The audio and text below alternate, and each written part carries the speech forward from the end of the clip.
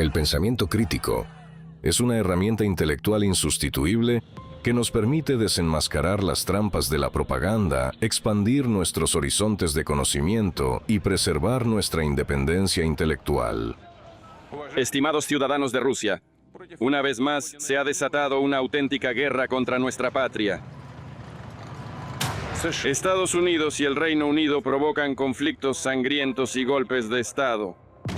Y todo para seguir dictando e imponiendo su voluntad a los pueblos. Su objetivo es lograr la desintegración y la destrucción de nuestro país.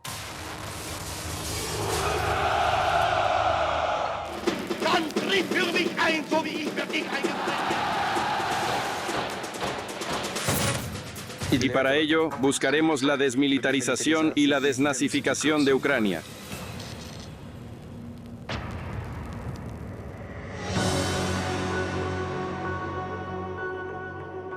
En el siglo XVI, el Papa Gregorio XV creó la Sagrada Congregación para la Propagación de la Fe, conocida como la Propaganda Fide. En aquel contexto, la propaganda se centraba en difundir la fe católica y controlar los asuntos ideológicos.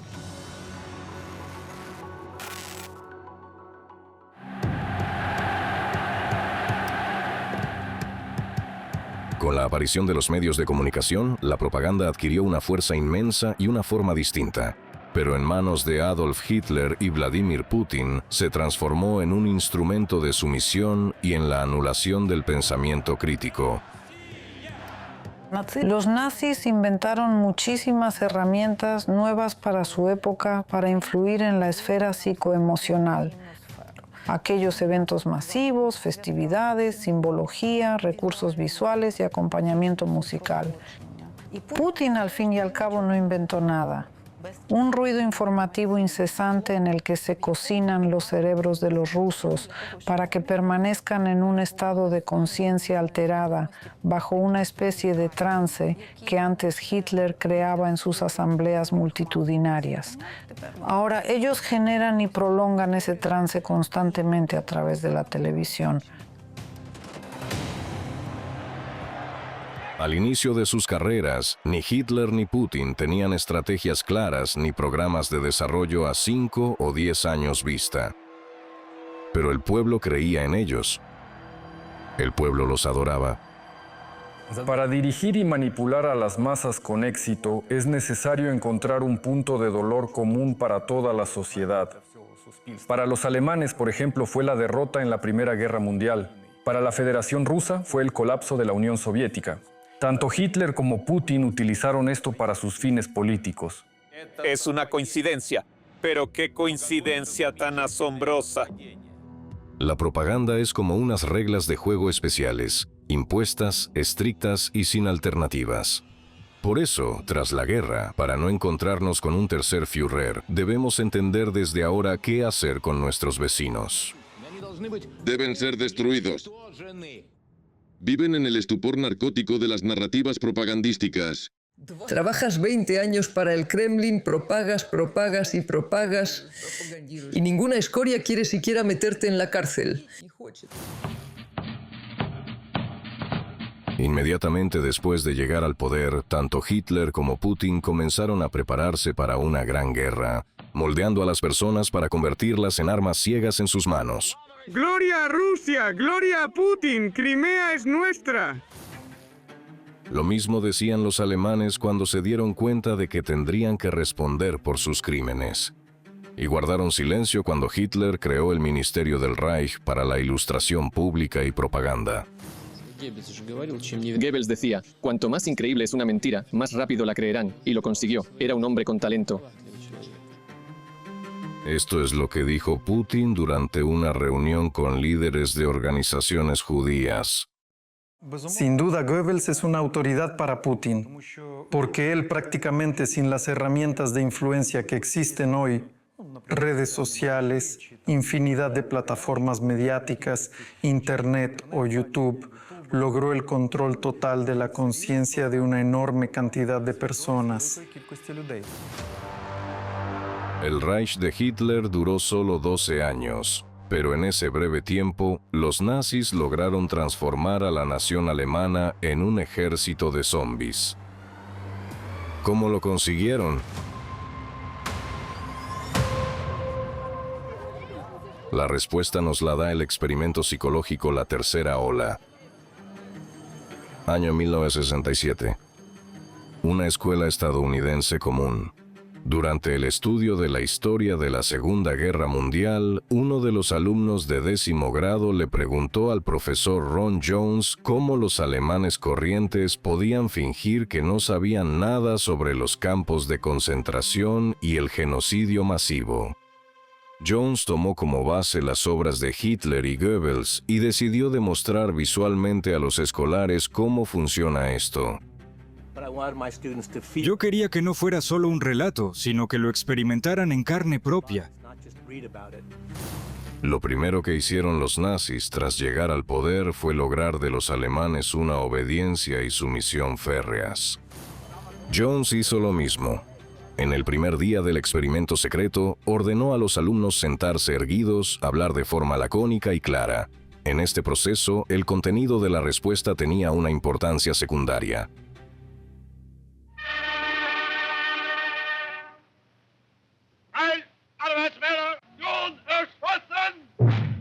En la segunda etapa del establecimiento del Reich, Hitler proclamó: "La fuerza está en la disciplina, la fuerza está en la comunidad y la cohesión". Con el mismo entusiasmo, los estudiantes de 10º grado de la escuela estadounidense gritaban este mismo lema en el segundo día del experimento.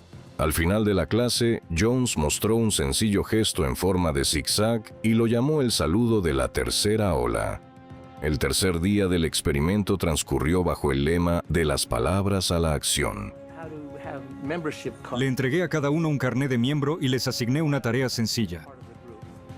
Me sorprendió lo fácil que fue para los alumnos renunciar a su libertad a cambio de un sentimiento de superioridad sobre los demás. En el quinto y último día del experimento, Jones informó a los alumnos que, en realidad, la tercera ola no existía y que sus acciones no diferían mucho del comportamiento de los nazis. Teniendo en cuenta que la infancia se caracteriza por una curiosidad máxima y una necesidad absoluta de conocer el mundo, es decir, cuando las funciones cognitivas están en pleno desarrollo, se puede moldear a los niños de cualquier forma.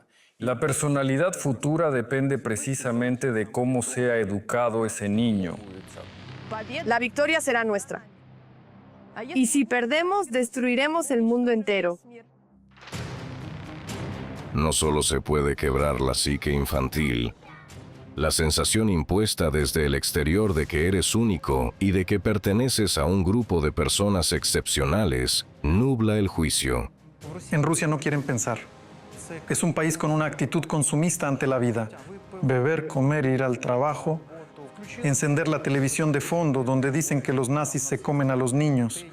Es una tecnología bastante primitiva. Es una guerra del pueblo, una guerra sagrada.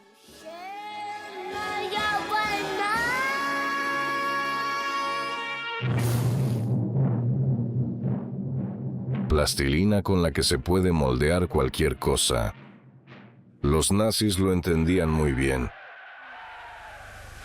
Quien posee a la juventud, posee el futuro. Las juventudes hitlerianas se convirtieron en la forja de los futuros cuadros militares e ideológicos. La tarea de estas organizaciones juveniles militarizadas consistía en separar a la persona de su familia lo antes posible, procesar su conciencia y sumergirla en un mundo de ideologemas, eliminando el tabú de matar a otro ser humano, por ejemplo, a ese mismo compañero judío con el que poco antes compartía el mismo pupitre. Putin, acostumbrado a copiar a Hitler en todo, también tiene sus propias juventudes hitlerianas, la Yunarmia.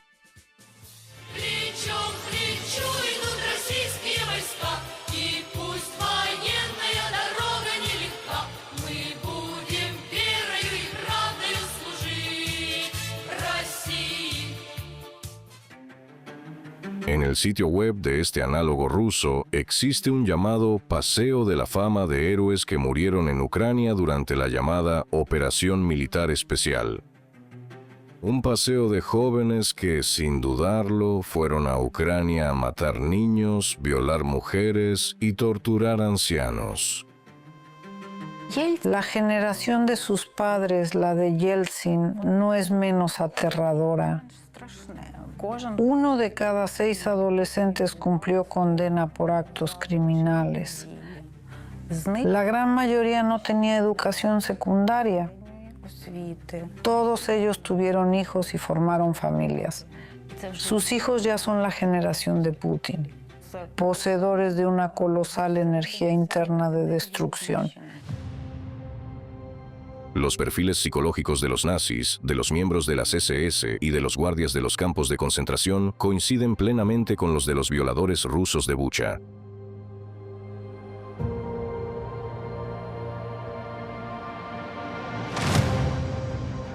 La máxima difusión de información sobre las atrocidades del ejército ruso en Ucrania y la rendición de cuentas, no solo de los ideólogos de la guerra, sino también de los ejecutores, es la vacuna para las futuras generaciones de rusos.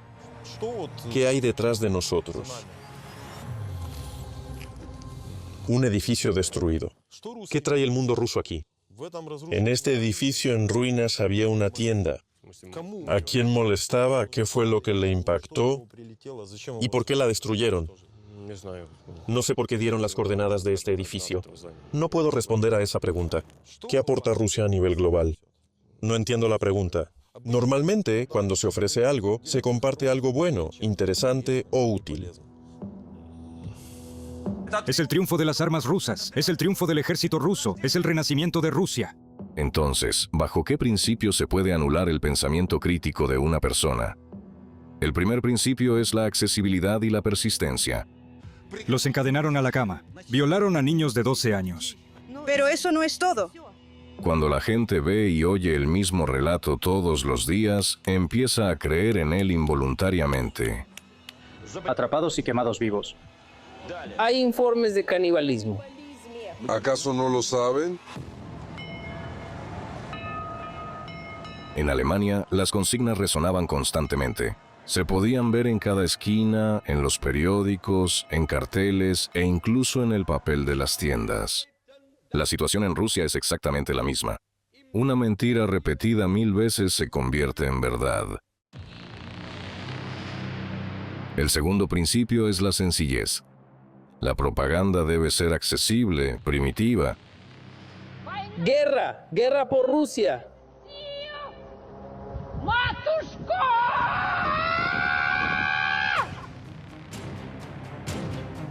Uno de los métodos más eficaces para influir en las emociones de toda una nación es presionar sus puntos más sensibles, apelar a los traumas colectivos. Héroes del pasado, héroes de nuestros días.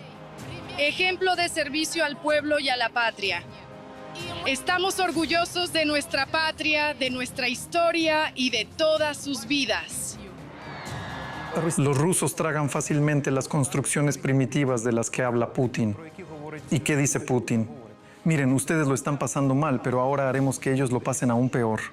Miren, ahora pueden levantarse de aquí, ir allá y saquear, y a la gente le gusta esto. Hoy en día, la sociedad rusa es en un 90 o 95% gente extremadamente primitiva que vive el presente, donde solo existe el yo que debe ser satisfecho. El tercer principio es el equilibrio adecuado entre la verdad y la mentira. Goebbels dijo una vez que, si añades una cuarta parte de verdad a 3/4 partes de mentira, la gente te creerá con seguridad. La maquinaria ideológica rusa actúa de la misma manera. Si no me equivoco, es un decreto de Poroshenko, lo he leído hoy. A los militares les darán viviendas subvencionadas en las repúblicas populares de Donetsk y Lugansk tras la victoria. Le preguntan a un soldado en las noticias ucranianas, ¿por qué fuiste a luchar al Donbass? Él responde, me prometieron tierra, una casa y 5 esclavos. Además de información fabricada, se utilizan fuentes ficticias y se distorsionan citas tomadas de fuentes fiables. Si me permiten, citaré. Escucha, cachorro humano. Yo te enseñé la ley de la selva, pero los Bandarlog no tienen ley. ¿Hay muchos Bandarlog? Amo a Kipling desde la infancia. La tarea de quienes han convertido a Rusia en un sistema totalitario es procesar todo el espacio político y mental en un sistema homogéneo donde se cocina una sola superidea que mueve a todos. El cuarto principio es el cambio del vocabulario y del sistema de imágenes. Se basa en no llamar por su nombre a las cosas que puedan asustar a la sociedad. Anuncio una operación policial especial en el territorio de Polonia. He tomado la decisión de llevar a cabo una operación militar especial. Ambos Führers evitan categóricamente la palabra guerra. En Rusia, pronunciarla puede incluso llevarte a la cárcel. Nuestros planes no incluyen la ocupación de territorios ucranianos. No vamos a imponer nada a nadie por la fuerza. El quinto principio de la propaganda es el del arenque podrido. Consiste en inventar una acusación lo más sucia y escandalosa posible para arrastrar a la discusión al mayor número de expertos y espectadores. Lo más vulnerable y eficaz es precisamente la primera impresión. La primera impresión que siente una persona al ver o percibir algo. En esto se basa la tecnología de la programación neurolingüística. Una imagen impactante que aparece primero en el sistema sensorial de la persona, ya sea un sonido o una imagen visual, queda grabada para siempre en el subconsciente. Rusia es grande, indivisible, ortodoxa. Y es la única. ¡Hurra! El sexto principio es la demonización del enemigo. Los nazis asustaban a los alemanes diciendo que los judíos bebían la sangre de los bebés. Los rusófilos atribuyen a los ucranianos cosas no menos horribles. Tomaron a un niño pequeño de 3 años en calzoncillos, en camiseta, y lo clavaron en un tablón como a Jesús. Uno lo clavaba, 2 lo sujetaban. El séptimo principio, el culto a la personalidad. El líder es la personificación del Estado. Su imagen debe estar en monumentos, carteles, murales e incluso en iconos.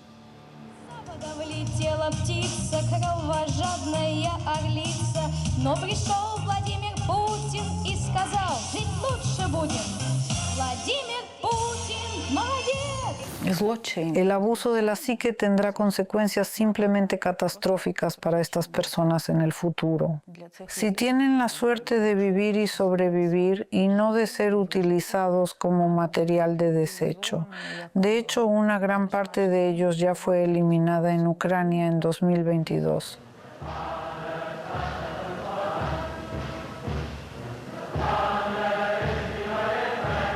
Si comparamos los desfiles de Hitler y los de Putin, lo único que cambia son los símbolos. Esas letras clave, la Z y la V, aparecen en su película favorita, 17 instantes de una primavera. Putin es mucho más primitivo que los autores del nazismo alemán. No inventó una ideología diferente. Putin simplemente propuso, vendremos, saquearemos, mataremos y así sucesivamente. Nos temerán porque somos así. Somos de la calle, somos matones. El octavo principio, la euforia, el culto a los ancestros, el recordatorio constante de las victorias pasadas. Este método consiste en elevar el espíritu combativo del pueblo.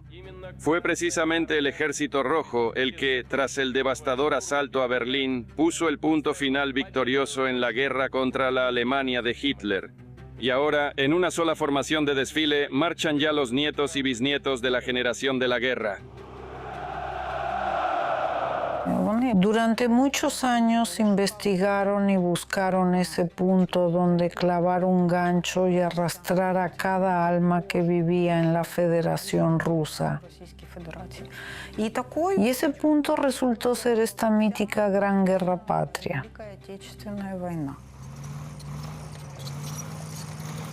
Otro ejemplo elocuente, Putin inició la guerra a gran escala en Ucrania el 24 de febrero. Justo después de que Rusia celebrara ruidosamente el 23 de febrero el Día de los Defensores de la Patria. ¿Quiénes somos? Batallón Yugra, ¿qué queremos? ¡Sangre! ¿Qué vamos a hacer? ¡Matar! El noveno principio, la búsqueda de un enemigo común. Hitler no inventó el antisemitismo. Él vio que el sentimiento tras la Primera Guerra Mundial era muy favorable. Ese tema eterno del judío prestamista, el judío errante que estorba a todos y les quita lo mejor. Esa era, según él, la causa de sus penurias aquí y ahora. Putin siguió el mismo principio, señalando a los ucranianos como el enemigo. Y los soldados se llevaron a casa inodoros y electrodomésticos. Porque si la Alemania nazi quería dominar a través de la ideología, y de ahí el Holocausto y otros asesinatos masivos por motivos étnicos, para Putin el dominio es a través del miedo. Para él el origen étnico no es importante, bueno, excepto el de los ucranianos. Ahí la cosa ya es un poco distinta. Hemos destruido todos los mitos sobre los que se construyó el concepto del dominio personal de Putin. Él, como personaje histórico, ya no existirá. Será un personaje histórico anecdótico con un trasfondo sangriento. Y finalmente, el décimo y más importante principio de la propaganda. Debe ser ligera y entretenida. Los nazis se alejaron de la propaganda clásica de mítines políticos, consignas y pancartas, ofreciendo a los alemanes espectáculos inolvidables. Durante el día, desfiles interminables y la apoteosis de las apariciones de Hitler en la tribuna. Por la noche, fuegos artificiales de haces de luz de miles de reflectores y procesiones masivas con antorchas.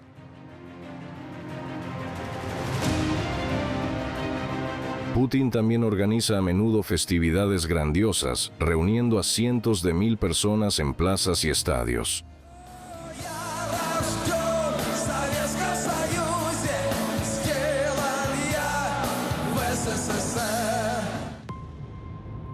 Si piensas de forma crítica, entiendes que todos estos atributos, los espectáculos, las manipulaciones, son el camino hacia el abismo.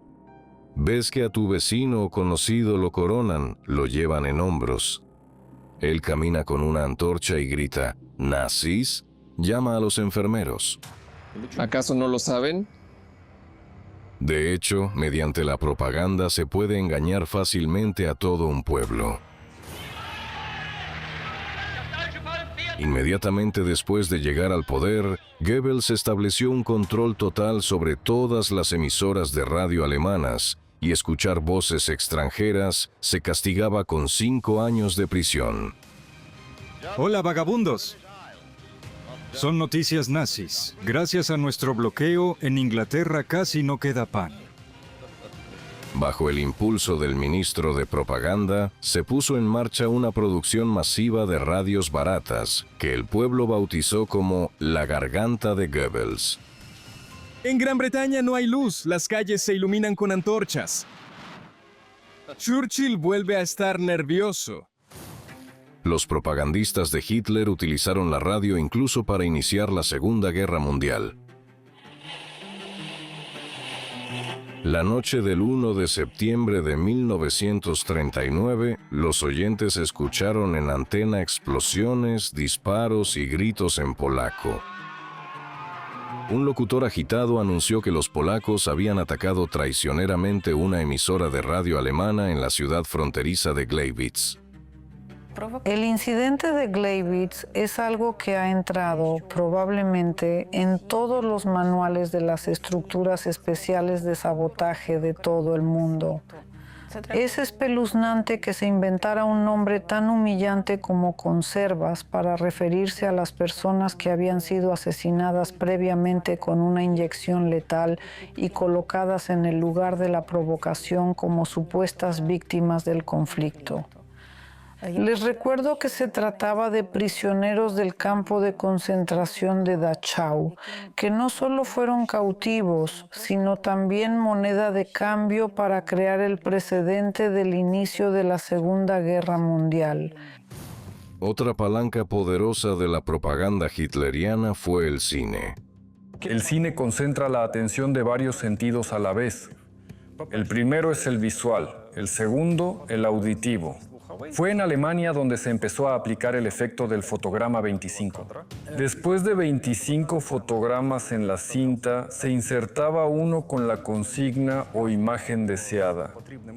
En Alemania solía ser el retrato de Hitler. Para la vista normal, este fotograma es imperceptible, pero se grababa de inmediato en el subconsciente.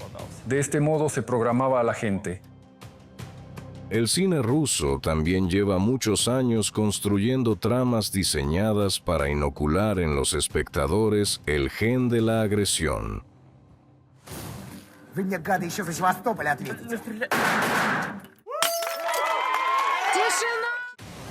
El 70% de la producción cinematográfica rusa consiste en películas sobre conflictos armados, ajustes de cuentas entre bandas, asesinatos y maníacos. De este modo, el espectador se acostumbra a la sangre, la violencia y la agresión. Ese hombre no es suficiente para todos. Desde hace mucho. Si a mí me dieran el poder, colgaría a la mitad y fusilaría a la otra mitad.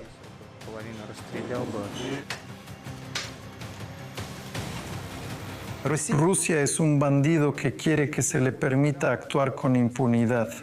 No nos basta con Crimea. Kiev, ciudad rusa. Varsovia, ciudad rusa. Berlín, ciudad rusa. Inyectados con la toxicidad de la propaganda, los soldados rusos violan a mujeres y niños ucranianos sin el menor remordimiento, mientras los periodistas y portavoces del Kremlin justifican este genocidio de todas las formas posibles. Ellos están ocupados en un duro trabajo de los hombres. Los nazis lograron convertir incluso los documentales en un auténtico arte de manipulación de la conciencia. En esto los ayudó la talentosa directora Leni Riefenstahl, amiga de Hitler. Su película El triunfo de la voluntad entró en los clásicos del género documental.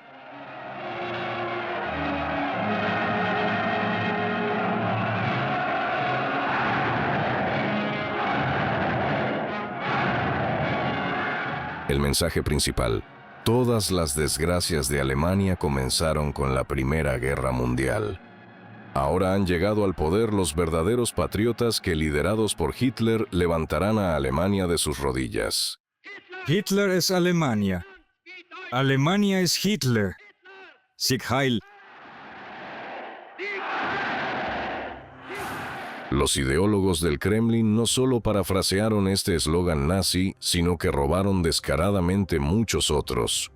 Comparen ustedes mismos. Un pueblo, un imperio, un Führer. Un país, un presidente, una victoria. El 22 de marzo de 1935, la televisión apareció en el arsenal de los propagandistas hitlerianos. Fue entonces cuando salió al aire por primera vez la emisión imperial. En Alemania, por orden de Goebbels, se crearon las llamadas salas de televisión en cada gran empresa. Esto se hizo para inyectar diariamente, durante una hora, las narrativas necesarias en los oídos y ojos de sus ciudadanos, moldeando así una visión del mundo específica. Goebbels tenía mucha prisa por perfeccionar la televisión alemana antes de 1936, ya que era entonces cuando se celebrarían los 11º Juegos Olímpicos en Berlín. La mística funcionó. La Olimpiada se desarrolló al más alto nivel. Fue uno de los factores que incitaron a Hitler a sus acciones posteriores.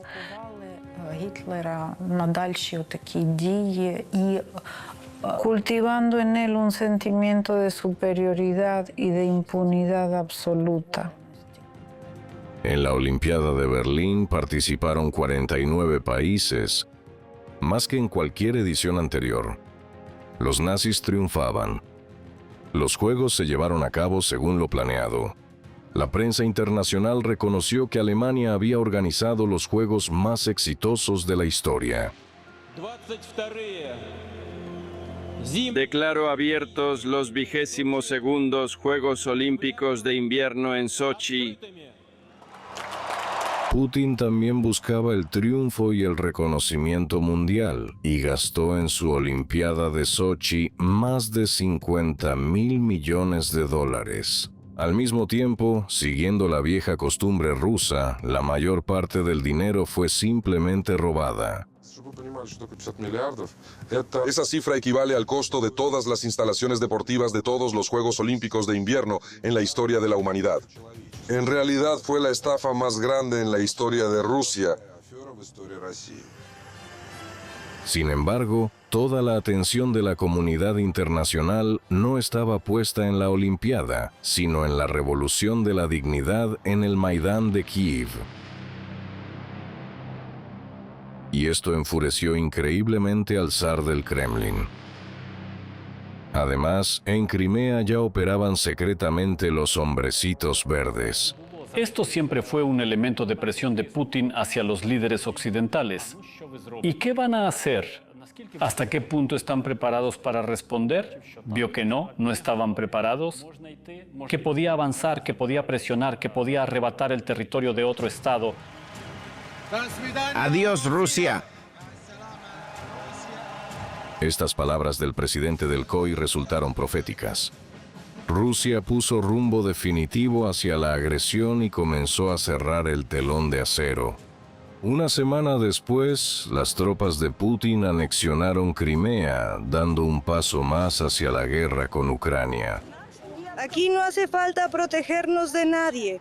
Para nosotros, Crimea fue y es ucraniana. Pero todos ustedes quieren sangre, ¿entienden? El Führer del Kremlin comenzó a prepararse para esta guerra ya en el año 2000 con la toma de la cadena NTV. Putin comprendía perfectamente el inmenso poder de la televisión. Fue ella la que lo elevó a la cima del poder. Desde el punto de vista técnico y financiero, la industria televisiva de Rusia no tiene actualmente análogos en el mundo. Del mismo modo, no tienen parangón los canales que difunden las ideas del mundo ruso en el extranjero desde hace décadas. ¿Utiliza usted las redes sociales o tiene previsto hacerlo? ¿Ve usted YouTube? A Putin le estorbaba el Internet, que al principio era difícil de controlar. Pero incluso aquí, el poder encontró una salida. Los medios independientes sufrieron represiones y los periodistas eran asesinados de forma ejemplarizante en plena calle. Más tarde, los ideólogos de Putin inventaron el estigma de agente extranjero, retirando licencias y fuentes de tráfico a los medios no afines. No fuimos nosotros quienes inventamos el término agente extranjero. Esta ley existe desde los años 30 en Estados Unidos. Fue aprobada en el 38 o el 39 y funciona de maravilla. La lógica de Putin en el espacio mediático se ha mantenido inalterable a lo largo de los años. Si no estás con nosotros, estás contra nosotros. Es una tecnología clásica. Una tecnología de presión psicológica absolutamente deliberada y brutal. Es como la marca que se les imponía a los judíos durante el Holocausto para poder en cualquier momento enviarlos al gueto o exterminarlos. Suciedad nazi, escoria de bandera, bastardos ucranianos y nazis. Los propagandistas de Putin han creado millones de canales en Odnoklassniki, Vkontakte y Telegram para difundir la misma información falsa. Además, el Kremlin cuenta con un ejército de sofá. Miles de troles de Internet a sueldo, cuya obligación es atacar a cualquiera que discrepe de la línea oficial. A los rusos se les ha llamado inhumanos. Una gran parte de Ucrania, del pueblo ucraniano, ciertamente no todos, espero que ni siquiera la mayoría, ha sucumbido a la locura del nazismo. Todos los medios rusos operan bajo los manuales del Kremlin, donde se estipula claramente que Ucrania es un estado fallido. ¿Quién lo creó? Vladimir Ilich Lenin,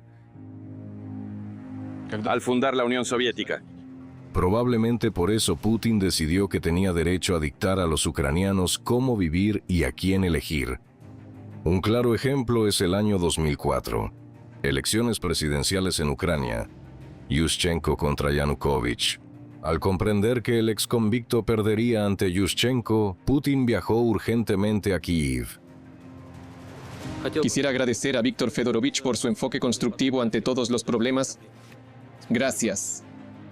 Putin esperaba que su autoridad sentara a un candidato títere en el sillón presidencial, pero a los ucranianos no les importó la opinión del Führer del Kremlin. Se manifiesta agresividad hacia los rusos y constantemente se aviva una sola idea, la guerra. Todo el mundo lo sabe, a los rusos es imposible vencerlos. El segundo Maidán de 2014 fue otra bofetada sonora para Putin. Y para sus propagandistas en Ucrania, una bofetada que el nuevo Führer aún no puede perdonar. Daba miedo salir a la calle. Lloraba lágrimas de sangre cuando veía cómo la gente se mataba entre sí sin motivo alguno. Nos espera el colapso económico de todo el país. Ucrania se dirige hacia él siguiendo una trayectoria calculada. Los pasajeros lo pasarán mal, no todos sobrevivirán. La televisión sigue siendo el buque insignia de la propaganda de Putin desde hace varias décadas. En la Federación Rusa, todo lo que se dice en la pantalla de televisión ya es de antemano potencialmente cierto. Es la verdad en primera instancia. Se puede afirmar con seguridad la existencia del llamado efecto de los iconos rezados. La idea de la confianza incondicional en la televisión se ha elevado directamente a la categoría de culto. Uno de los aspectos más importantes de la manipulación a través de la televisión son las emociones desmesuradas. Cuando las emociones se apoderan de una persona, el pensamiento lógico se apaga automáticamente. Por eso precisamente los propagandistas se ponen constantemente histéricos y chillan como si fueran pastores de sectas totalitarias.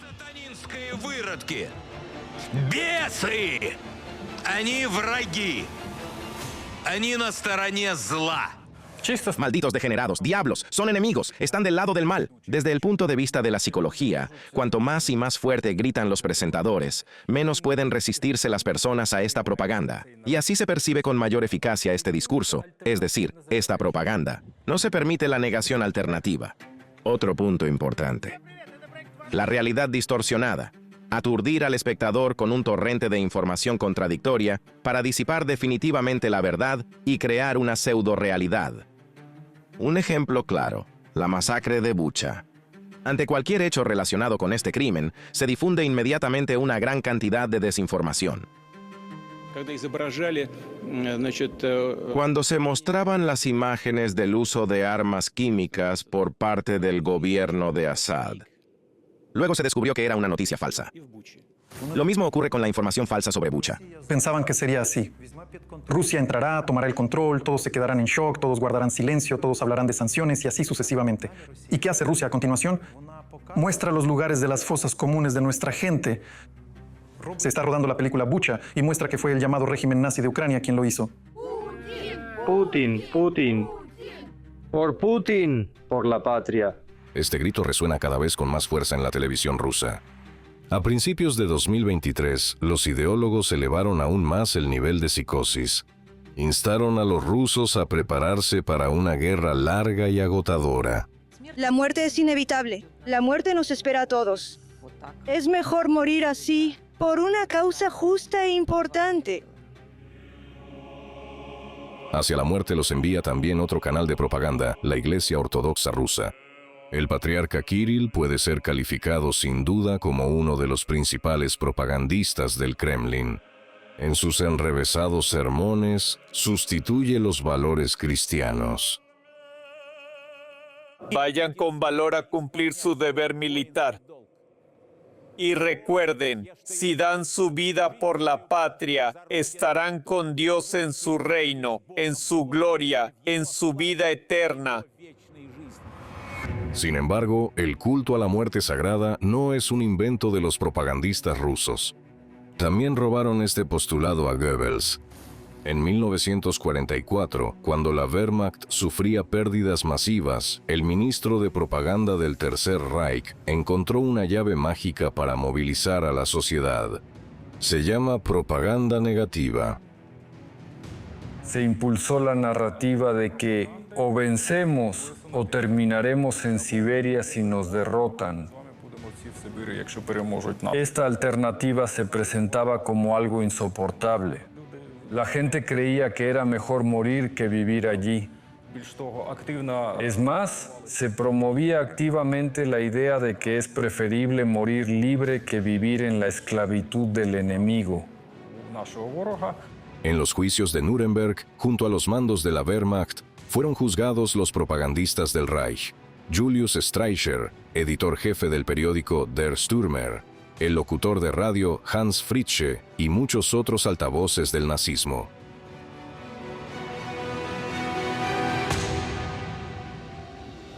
Hasta el final, intentaron culpar de todo a Hitler, alegando que solo cumplían órdenes. Del mismo modo, los propagandistas rusos culparán a Putin. Ahoguen a esos niños, ahóguenlos. Si dice que los rusos han ocupado su tierra, láncenlo directamente a una cabaña de madera. Golpéenlos y quémenlos. Esto no terminará así para ellos. Habrá un castigo, ya sea jurídico o físico, y ocurrirá dentro de la propia Rusia. Nos temerán. Y por eso culparán a sujetos como Krasovsky. Y hay una tercera opción. ¿Quién dice que un dron no sabe sobre qué casa está volando? Les espera un amargo despertar.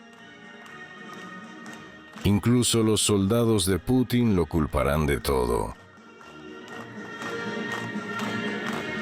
No soy político, no sé con qué fin hacen esto. Soy un hombre insignificante. Muchachos, tengo 19 años. ¿Por qué vine aquí? Me enviaron a una misión. ¿De dónde eres? De la ciudad de Arjángelsk. ¿Venceremos? La gente tiene el cerebro tan lavado que no acepta otra información. Un prisionero dice, estoy cautivo. Su madre responde, pero si allí te torturan, no te alimentan. Él contesta, no, estoy bien, me curaron, me operaron. No te creo. En la televisión nos muestran otra cosa. Cuando una madre no le cree a su propio hijo, la propaganda funciona. Los miles de millones de dólares invertidos funcionan.